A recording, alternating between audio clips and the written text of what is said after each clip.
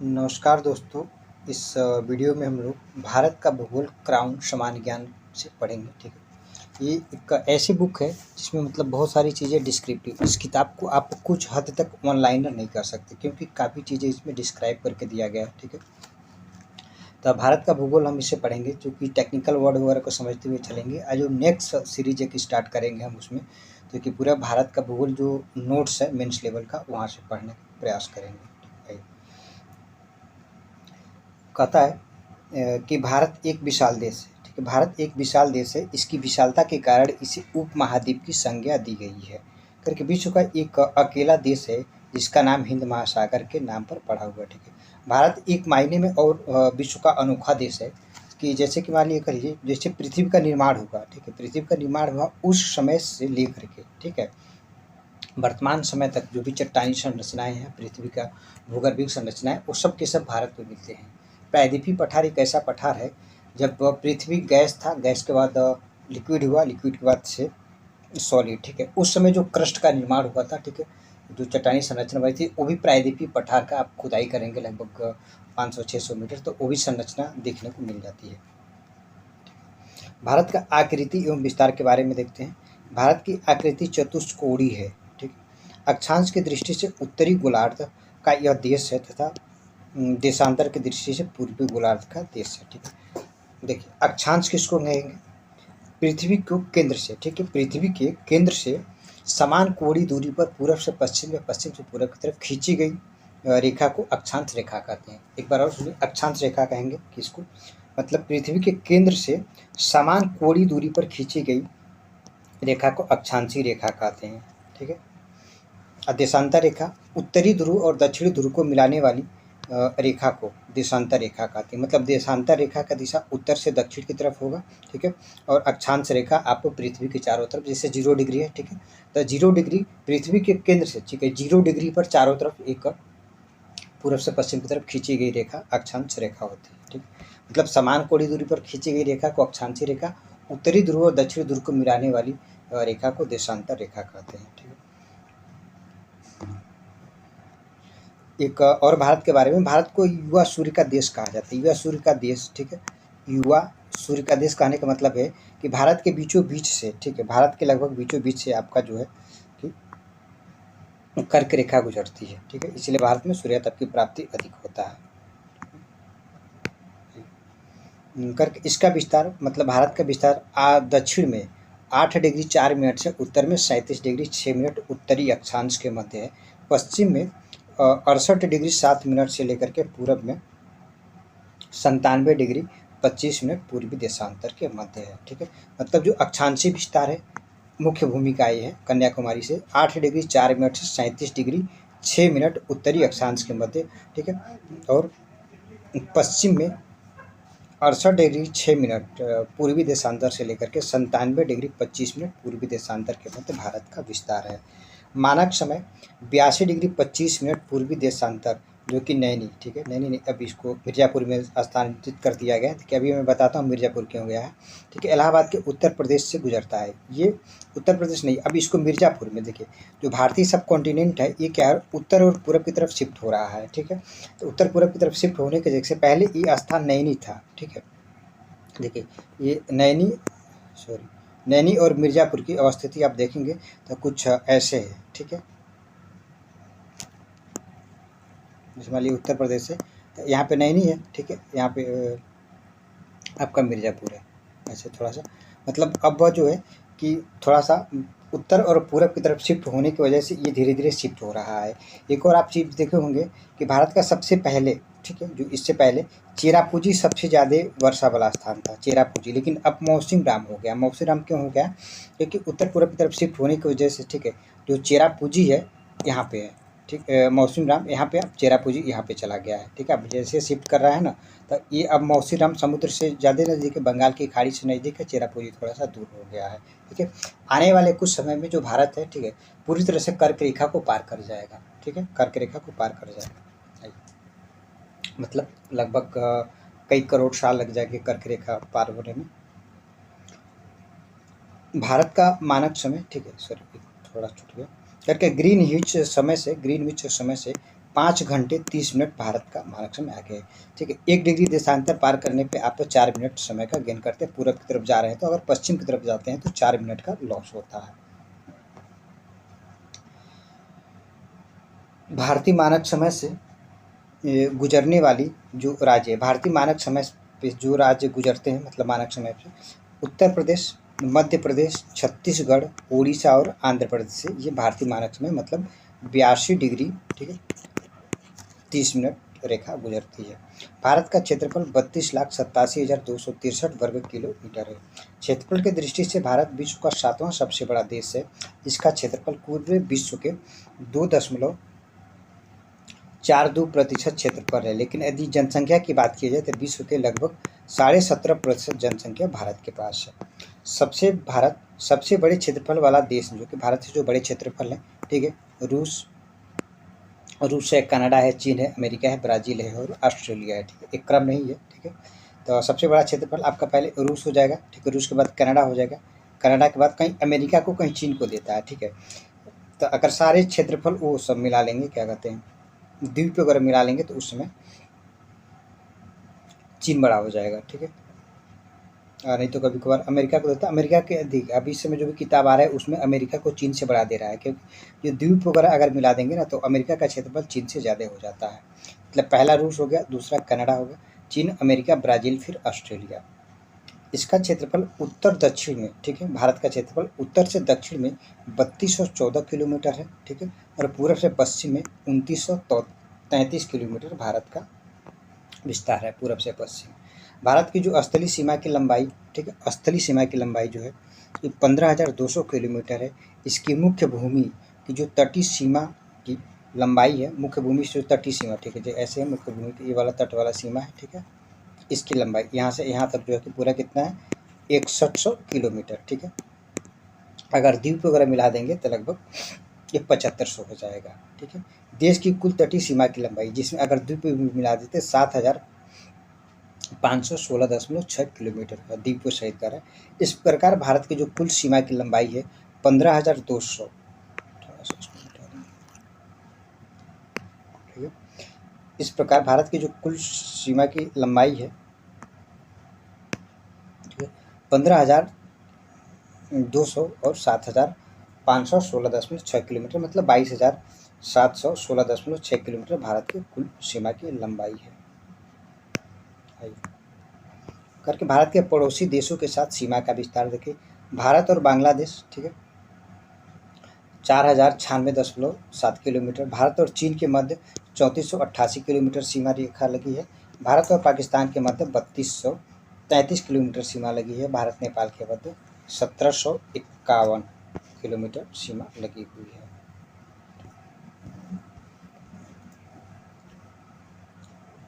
करके भारत और म्यांमार के मध्य, ठीक है, भारत और म्यांमार के मध्य 1643 किलोमीटर। भारत भूटान के मध्य 699 किलोमीटर और भारत अफगानिस्तान, ठीक है, अब ये यूके के बीच लग रहा है, 106 किलोमीटर, कहीं 108 देता है। ठीक है, जो कुल स्थलीय सीमा है उसका 15,106 किलोमीटर लंबाई है। भारत का अंतिम सीमा बिंदु देखिए, जो कि दक्षिणतम बिंदु क्या है, ग्रेट पॉइंट, ठीक है, ग्रेट निकोबार द्वीप समूह पर है। ठीक है, ये 6 डिग्री 4 मिनट पे है। उत्तरतम बिंदु इंदिरा कॉल है, लद्दाख में। ठीक है, पश्चिमी बिंदु गौरमेता या गुहारमेता गुजरात में है। पूर्वी बिंदु, ठीक है, कीबीथू अरुणाचल प्रदेश में स्थित है। भारत की मुख्य भूमि कन्याकुमारी तमिलनाडु पर, ठीक है, ये 8 डिग्री 4 मिनट पर है। भारत के पड़ोसी देशों की सीमा पर अवस्थित जो राज्य हैं, चीन से 5 भारत के केंद्र शासित प्रदेश या राज्य लगते हैं, लद्दाख, हिमाचल प्रदेश, उत्तराखंड, सिक्किम, अरुणाचल प्रदेश। नेपाल से लगने वाले जो 5 राज्य कौन से हैं, उत्तर प्रदेश, उत्तराखंड, बिहार, पश्चिम बंगाल और सिक्किम है। बांग्लादेश से लगने वाले जो 5 राज्य कौन कौन से हैं, पश्चिम बंगाल, असम, मेघालय, त्रिपुरा, मिजोरम। पाकिस्तान से गुजरात, राजस्थान, पंजाब, जम्मू कश्मीर और लद्दाख लगता है। म्यांमार से अरुणाचल प्रदेश, नागालैंड, मणिपुर और मिजोरम। भूटान से सिक्किम, पश्चिम बंगाल, असम और अरुणाचल प्रदेश भूटान से लगते हैं। अफगानिस्तान से लद्दाख। ठीक, शीर्ष 5 क्षेत्रफल वाले जो राज्य हैं, ठीक है, 5 क्षेत्रफल वाले राज्य कौन से हैं? राजस्थान, ठीक है, राजस्थान के पास पूरे देश का लगभग 13% के आसपास है। मध्य प्रदेश 10% के आसपास, ठीक है, परसेंटेज आपको याद नहीं रखना है। सबसे ज़्यादा क्षेत्रफल वाला राजस्थान, दूसरे पे मध्य प्रदेश, महाराष्ट्र, फिर उत्तर प्रदेश और गुजरात का नंबर आता है, ठीक है। राजस्थान, मध्य प्रदेश, महाराष्ट्र, उत्तर प्रदेश, गुजरात क्षेत्रफल के क्रम में 5 बड़े राज्य हैं। 5 शीर्ष क्षेत्रफल वाले जिले आपका कौन कौन से हैं? एक तो कच्छ हो जाएगा जो गुजरात का है, दूसरा लेह, तीसरा जैसलमेर, बीकानेर, फिर बाड़मेर, ठीक है। सबसे बड़ा कच्छ, लेह, जैसलमेर, ठीक है, कच्छ, लेह, जैसलमेर और बीकानेर हो जाएंगे। याद रखिए, कच्छ, लेह, जैसलमेर, बीकानेर। तटीय रेखा वाले केंद्र शासित प्रदेश या राज्यों की सबसे ज़्यादा तट रेखा की लंबाई किसकी है?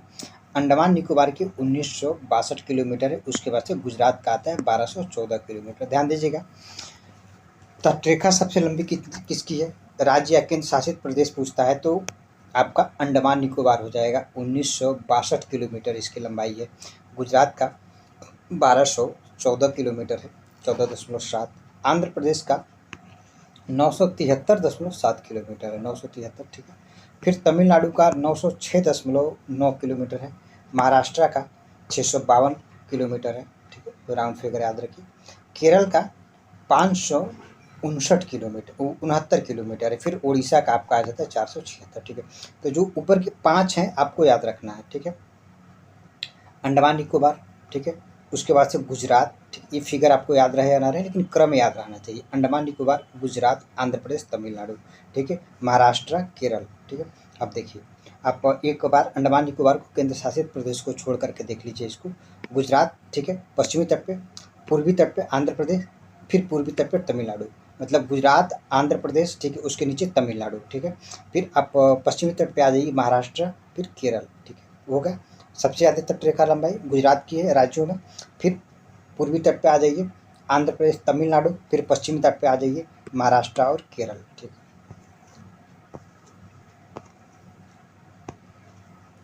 अंतर्राष्ट्रीय सीमा रेखा, ठीक है, जो अंतर्राष्ट्रीय सीमा रेखा है उनका निर्धारण कब किया गया था और किनके मध्य है वो, ठीक है। जो मैकमोहन रेखा है भारत और चाइना के मध्य है, ठीक है। मैकमोहन रेखा किसके मध्य? भारत और चाइना के मध्य 27 अप्रैल 1914 ईस्वी को इसका निर्धारण किया गया था, ठीक है।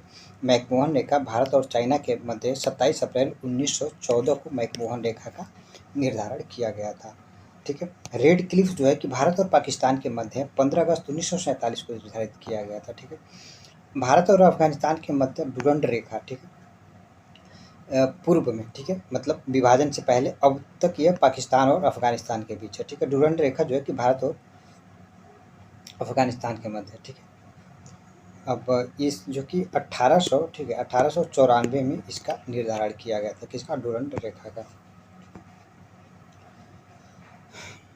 करके प्रमुख चैनल जलडमरू, ठीक है। इंदिरा पॉइंट, ठीक है, इंदिरा पॉइंट जो है कि इंडोनेशिया और, ठीक है, देखिए खाड़ी चैनल जो कि ग्रेट चैनल जो है कि इंदिरा पॉइंट, ठीक है, इंदिरा पॉइंट भारत का सबसे दक्षिणतम बिंदु है, कार निकोबार द्वीप पर है और आपका इंडोनेशिया, ठीक है, मतलब जो है कि आपका ग्रेट चैनल है इंदिरा पॉइंट और इंडोनेशिया के मध्य। इंदिरा पॉइंट कहाँ पे? कार निकोबार, मतलब अंडमान निकोबार, सीधी सीधी लाइन में समझ लीजिए, अंडमान निकोबार और इंडोनेशिया के मध्य ग्रेट चैनल है।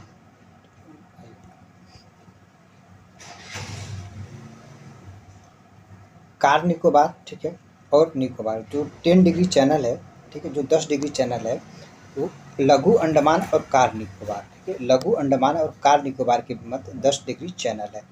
मिनिकॉय और लक्षद्वीप के मध्य 8 डिग्री चैनल है। मिनिकॉय, ठीक है, लक्षद्वीप का सबसे जो दक्षिणी द्वीप है वो मिनिकॉय है, ठीक है, मतलब मिनिकॉय और लक्षद्वीप, ठीक है, लक्षद्वीप समूह का सबसे दक्षिणी आपका मिनिकॉय है, ठीक। 8 डिग्री मिनिकॉय और मालदीव के मध्य 8 डिग्री चैनल है, ठीक है, अलग करता है, ठीक। भारत और श्रीलंका के मध्य मन्नार की खाड़ी और पाक की खाड़ी। आप दक्षिण में देखेंगे तो मन्नार की खाड़ी, उसके उत्तर में जाएंगे तो थोड़ा सा फिर एडम ब्रिज आ जाएगा, ठीक है, जो आदम पुल जिसको कहते हैं, जिसको भारतीय मैथोलॉजी में कहा जाता है कि राम जी ने भारत से श्रीलंका जाने के लिए उस पुल का निर्माण किया था, ठीक है। तो ये एडम ब्रिज धनुष कुंड आ जाएगा, फिर उसके ऊपर जाएंगे तो आपकी पाक की खाड़ी आ जाएगा। कर्क रेखा भारत के मध्य से होकर के 8 राज्यों से गुजरता है, ठीक है। कर्क रेखा भारत के मध्य से होकर के गुजरता है, इसलिए भारत का युवा सूर्य का देश कहा जाता है। आने वाले समय में भारत युवा सूर्य का देश नहीं रहेगा, ठीक है। युवा सूर्य का देश उन देशों को कहते हैं जो कर्क और मकर रेखा के मध्य होता है, जिनके मध्य जो सूर्यातप की प्राप्ति अधिक होता है, ठीक है। आने वाले समय में हम कह रहे हैं कि भारत युवा सूर्य का देश इसलिए नहीं रहेगा कि भारत उत्तर और पूर्व की तरफ शिफ्ट हो रहा है।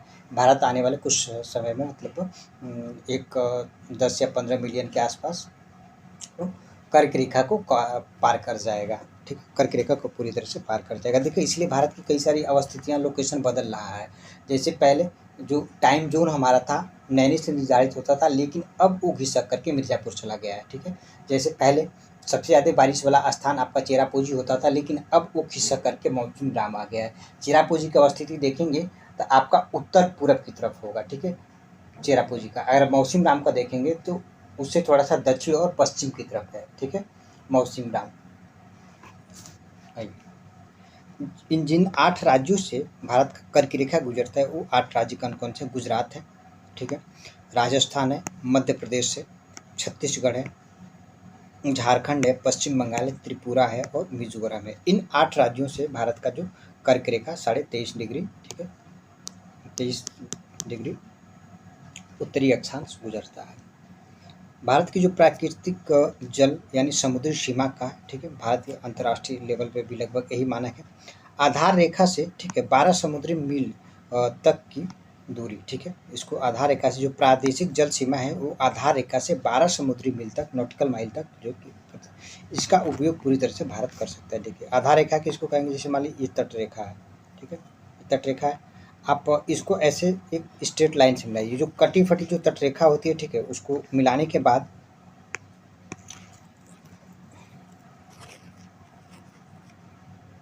ठीक से फिर बना दें, ठीक है, मतलब इन लाइनों को, ठीक है, अगर आप इसको ऐसे मिला रहे हैं, ठीक है, इसको एक स्ट्रेट लाइन से मिला दीजिए, ठीक है, तो ये आधार रेखा हो गया, ठीक है। इसके अंदर जो जलीय क्षेत्र है, ठीक है, इसको आंतरिक जलीय क्षेत्र कहा जाता है। इसको क्या कहेंगे आप? आंतरिक जलीय क्षेत्र, ठीक है। इसके बाद 12 समुद्री नॉटिकल माइल तक, ठीक है, जो दूरी होगा उसको क्या कहेंगे? प्रादेशिक समुद्री जल रेखा, ठीक है, ये प्रादेशिक हो गया, ठीक है। इधर आपका आंतरिक जल क्षेत्र हो गया, ठीक है, आधार रेखा से। आधार रेखा मतलब जो कटी फटी टूटी फूटी जो ऊपर नीचे उबड़ खाबड़ जो समुद्री लाइन होता है, ठीक है, जो तटरेखा होता है उसको मिलाने के बाद, ठीक है, उसको मिलाने के बाद जो एक आपका लाइन प्राप्त होता है उसको आधार रेखा कहते हैं। देखिए, ये आंतरिक जल क्षेत्र हो गया, ठीक है, ये आधार रेखा हो गया। यहाँ से 12 समुद्री मील तक जो कि समुद्री, ठीक है, प्रादेशिक जलीय क्षेत्र होगा। संलग्न क्षेत्र किसको कहेंगे?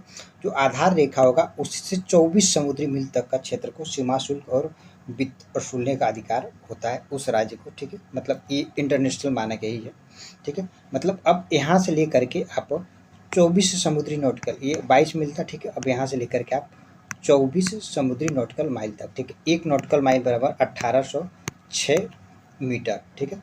एक समुद्री मील बराबर 1806 मील होता है, ठीक है। एक जो भौमिक मील होता है जिसको मील कहते हैं, मतलब ज़मीन पे जो दूरी नापी जाती है मील में, वो लगभग 1600 मीटर होता है, ठीक है। 1600 मीटर समुद्र पे 1806 या 1809 के आसपास आपका समुद्री नॉटिकल माइल होता है। आर्थिक अनन्य क्षेत्र कहाँ से हो जाएगा? ये आधार रेखा से, ठीक है, जो आपका आधार रेखा है यहाँ से लगभग आप इसको 200 समुद्री मील, ठीक है, यहाँ से 200 समुद्री नॉटिकल माइल तक, ठीक, आपका अनन्य आर्थिक क्षेत्र। संलग्न क्षेत्र, अनन्य आर्थिक क्षेत्र की अब क्या होगा? आंतरिक जलीय क्षेत्र, ठीक है, आंतरिक हो गया, प्रादेशिक हो गया, संलग्न हो गया, ठीक है, और अनन्य आर्थिक क्षेत्र हो गया। ये सब सारे टेक्निकल शब्द आपको आने चाहिए। आंतरिक जलीय क्षेत्र कहेंगे जो कटा फेंका तटरेखा है उसको मिलाने के बाद जो उसके अंदर का जलीय क्षेत्र है, ठीक है, ये वाला जो जलीय क्षेत्र है उसको आंतरिक समुद्री क्षेत्र कहते हैं। यहाँ से प्रादेशिक 12 तक, ठीक है, आधार रेखा से 24 तक जो संलग्न हो जाएगा, और आधार रेखा से 200 तक आपका 200 नॉटिकल माइल तक आपका अनन्य आर्थिक क्षेत्र हो जाएगा। यहाँ भारत को वैज्ञानिक अनुसंधान, प्राकृतिक संसाधनों का दोहन की छूट होती है। भारत को या पूरे सभी कंट्री को इस तरह का छूट होता है। सॉरी, आइए, उच्च सागर किसको कहेंगे? आधार रेखा से, ठीक है, 200 समुद्री मील के बाद अनन्य आर्थिक क्षेत्र मतलब 200 समुद्री मील के बाहर यदि आप चले जा रहे हैं तो वो उच्च सागर होता है, वहाँ पे सभी देशों का समान अधिकार होता है, भले उस देश के पास समुद्री तट हो या न हो। जैसे नेपाल है, नेपाल के पास अपना समुद्री तट नहीं है, लेकिन जो 200 नॉटिकल माइल के बाद किसी भी आधार रेखा से, किसी भी देश की आधार रेखा से 200 समुद्री नॉटिकल माइल के बाद आप चले जाएंगे तो वो जो महासागर होगा, सागर होगा, उसमें सभी देशों का, ठीक है, सभी देशों का समान अधिकार उस क्षेत्र पर होता है। समुद्री मील देखिए कह रहा है कि 1.8 यानी वही 1800 किलोमीटर 1 नॉटिकल माइल बराबर होता है। भारत का विदेशी क्षेत्र का समावेश कब कहाँ पे किया गया उसके बारे में थोड़ा सा देख लीजिए। करके 15 अगस्त 1947 को स्वतंत्रता के बाद, ठीक है, एवं पुर्तगाली के अधीन, ठीक है, पुर्तगाली के अधीन क्षेत्रों का भारत में विलय हुआ, इस प्रकार था। ठीक है, पुर्तगाल के जो अधीन जो दादरा नगर हवेली था, ठीक है, दमन और दीव था और गोवा था, ठीक है, पुर्तगाल के अधीन था। इन क्षेत्रों को भारत में स्वतंत्रता के बाद मिलाया गया। फ्रांस के अधीन जो क्षेत्र था चंद्रनगर था, कराईकल था और यमन था, ठीक है, पांडिचेरी माह है, ठीक है, चंद्रनगर, कराईकल, यमन, पांडिचेरी और माह है।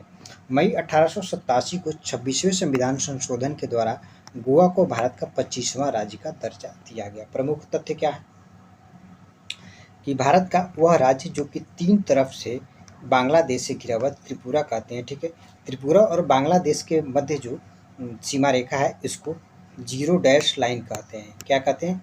जीरो डैश लाइन, ठीक है, जीरो डैश लाइन, इसको याद रखिएगा। जीरो डैश लाइन क्या है? भारत और त्रिपुरा के मध्य जो है सीमा रेखा है, ठीक है, भारत और त्रिपुरा के मध्य जो अंतर्राष्ट्रीय बाउंड्री है उसको जीरो डैश लाइन के नाम से जाना जाता है। तो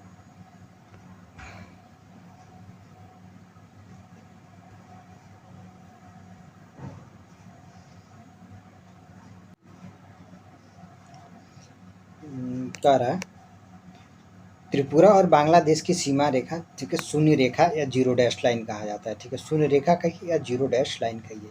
भारतीय उपमहाद्वीप में शामिल देश कौन कौन से हैं?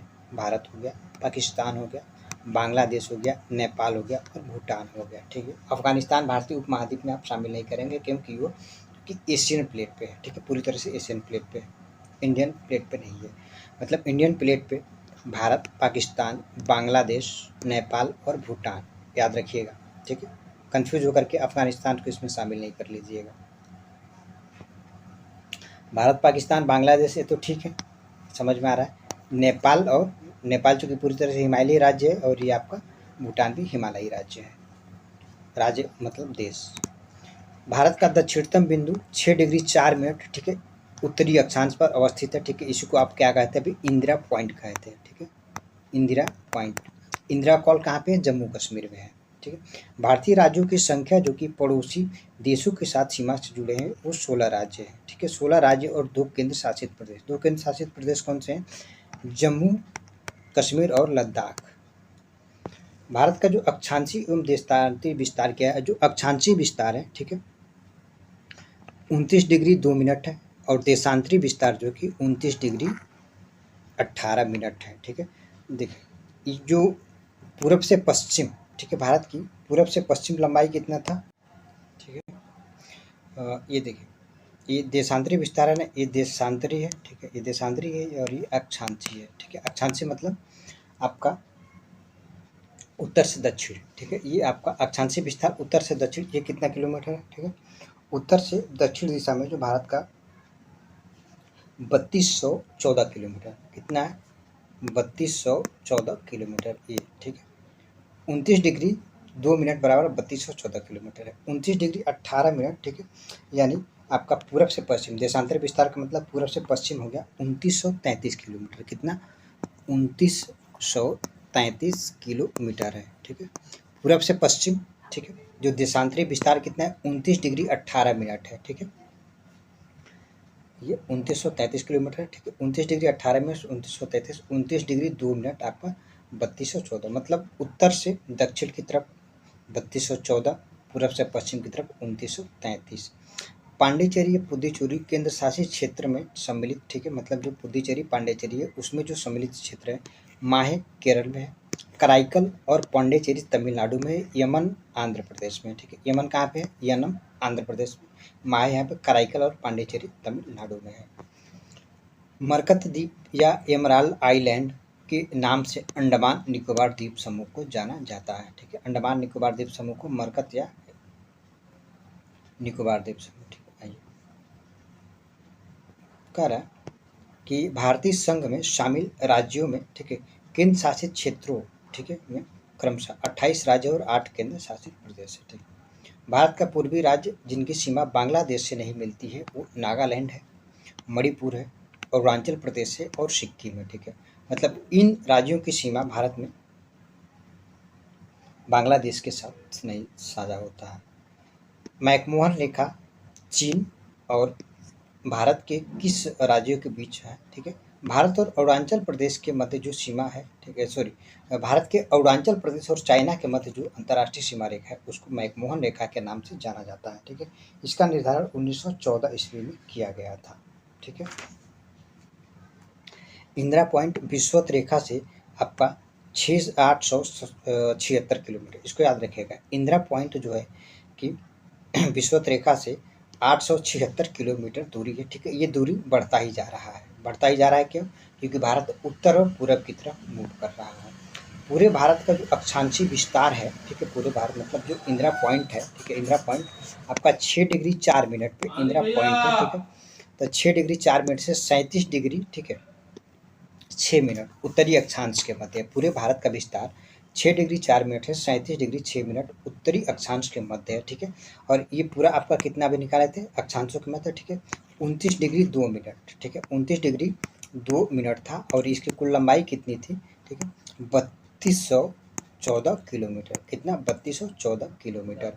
भारत का शीर्ष 5 जो तटीय रेखा वाले राज्य कौन से थे? गुजरात, ठीक है, गुजरात के बाद आंध्र प्रदेश, आंध्र प्रदेश के बाद तमिलनाडु, महाराष्ट्र, फिर केरल। ठीक है, और इनमें केंद्र शासित प्रदेशों को शामिल किया जाए तो 1962 किलोमीटर अंडमान निकोबार द्वीप समूह का तट रेखा थी। ठीक है, नेपाल, भूटान एवं चीन की सीमाओं से मिलने वाले जो राज्य है वो सिक्किम है। ठीक है, सिक्किम के साथ मतलब 2 अंतर्राष्ट्रीय बाउंड्री सिक्किम के साथ मिलता है। ठीक है, भारत का भौतिक विभाजन अगले वाले वीडियो में देखा जाएगा। वीडियो देखने के लिए बहुत बहुत धन्यवाद। अगर आप लोगों को अच्छा लग रहा हो तो चैनल को सब्सक्राइब करिए और अपने दोस्तों के साथ शेयर करिए।